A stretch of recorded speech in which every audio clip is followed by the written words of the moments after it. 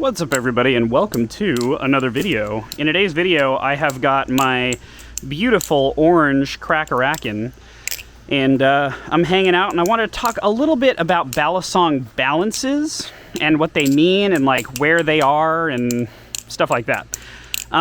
This was a user submitted suggestion. This is a question that somebody asked, so if you guys have any questions that you would like me to talk about or answer potentially, just send me a comment right down below, and I will do my best to talk about it. So yeah, today I wanted to talk a little bit about that kind of stuff. And the main thing that I wanted to talk about is like, what is a balance and where is that balance on your Balisong, right?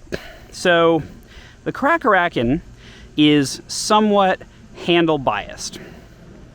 And what that means is that the handles are slightly heavier than the section where the blade is at, right? And so what that means is that, in general, the handles have more weight near the back part of them. That makes them handle biased. Now, how do you check for certain biases? Well, what you want to do is you want to balance the Balisong on your finger just like this. All right, and depending on where it balances on the knife versus on your finger is generally where the balance is. Now, here's something to note.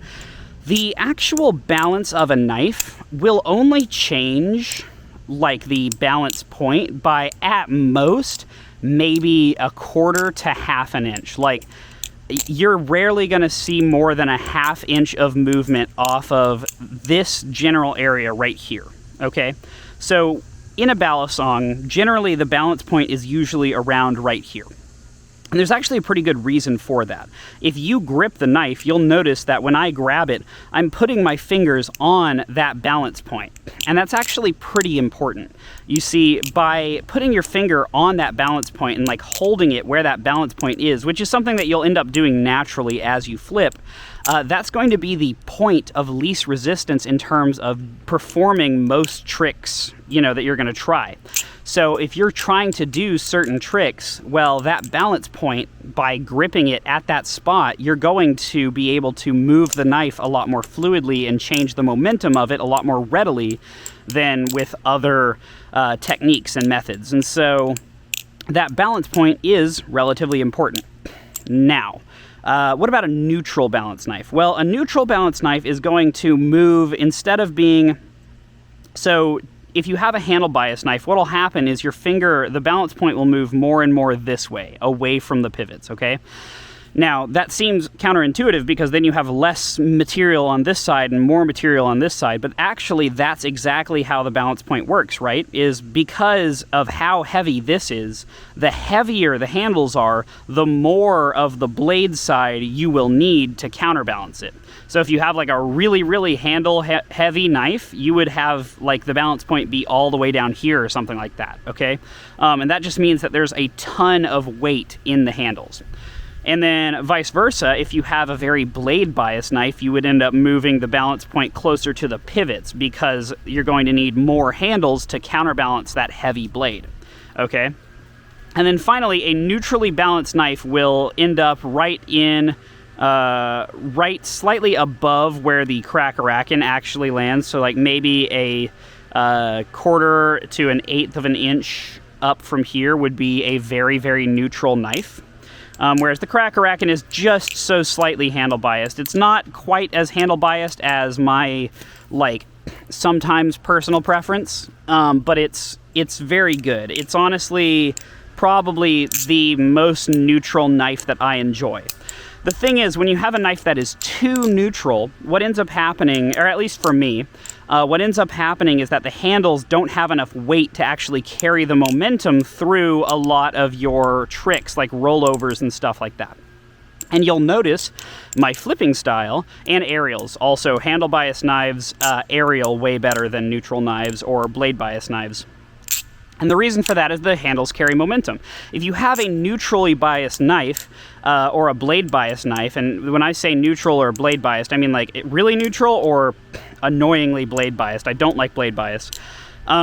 essentially what happens is the handles become lighter and lighter until the point where they have trouble actually carrying momentum through tricks.